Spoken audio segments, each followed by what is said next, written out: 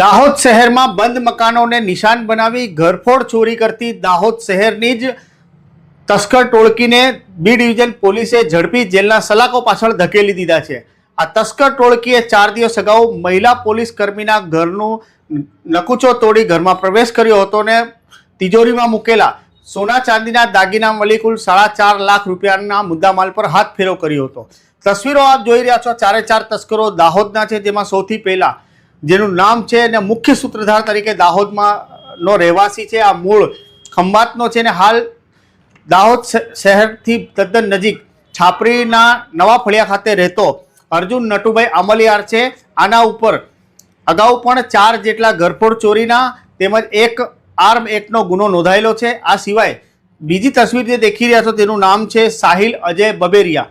આ દેલસર ગલાલિયાવાડનો રહેવાસી છે ને હાલ સાંઈ ખુશી સોસાયટીમાં રહે છે। આના ઉપર પણ 2 ગુના પોલીસ ચોપડે નોંધાયેલા છે, જેમાં દાહોદ ગ્રામ્ય પોલીસ મથકમાં એક ચેન સ્નેકિંગનો, એક દારૂનો તેમજ અન્ય અટકાયતી પગલાં તેના પર લેવામાં આવ્યા છે। ત્રીજી તસવીર આપ જોઈ રહ્યા છો, આ મુખ્ય સૂત્રધાર અર્જુનનો સાળો છે, જેને આ મહિલા પોલીસ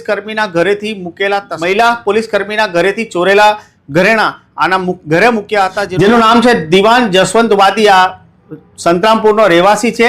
ત્યારે ચોથી આ તસવીર આપ જોઈ રહ્યા છો, એનું નામ છે મેહુલ સુરેશ ચારેલ। આ ગોધરા રોડ હજારિયા ફળિયાનો રહેવાસી છે। અગાઉ આના સામે અરજીઓ થઈ છે અને કાયદાકીય પગલાં પણ લેવામાં આવ્યા છે। આ સિવાય આ મહિલા પોલીસ કર્મીના ઘરમાં ચોરી કરનાર 5મો શખ્સ છે, જેનું નામ છે મહેશ ચંદુ બારિયા, જે હજારિયા ફળિયા દાહોદનો રહેવાસી છે। આ 4 તસ્કરોમાંથી 5 તસ્કરોમાંથી 4 તસ્કરો દાહોદ શહેરના હોવાનું સામે આવ્યું છે। પોલીસે આ બંધ મકાનને નિશાન બનાવતી તસ્કર ટોળકીને ઝડપી પડ્યા છે અને હવે તેમની તલસ્પર્શી તપાસ હાથ ધરી છે અને આવનાર સમયમાં મોટાભાગના ગુનાઓ આમને જે જગ્યાએ આચરેલા હશે તેના ઉપરથી રહસ્ય ઉપરથી પડદો ઉચકાશે તેવું હાલના તબક્કે જોવાઈ રહ્યું છે। દાહોદ બી ડિવિઝન પોસ્ટ વિસ્તારમાં એક ઘરફોડની ઘટના ઘટી હતી, જેમાં ભોગ બનનાર જે બહેન છે એમના ઘરેથી જ્યારે પોતે ઘરે ના હતા એ દરમિયાન એમના ઘરેથી લગભગ 5.5 તોલા સોનું, મંગળસૂત્ર અને ચેન તથા પોતાના સંતાનના નાના ચાંદીના પાયલની ઘરફોડ થઈ હતી।